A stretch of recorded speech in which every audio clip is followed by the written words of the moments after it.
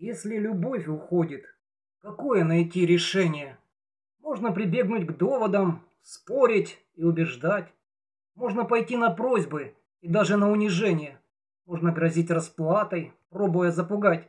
Можно вспомнить былое, каждую светлую малость и с болью твердя, как горько в разлуке пройдут года, поколебать на время, может быть, вызвать жалость и удержать на время, не навсегда.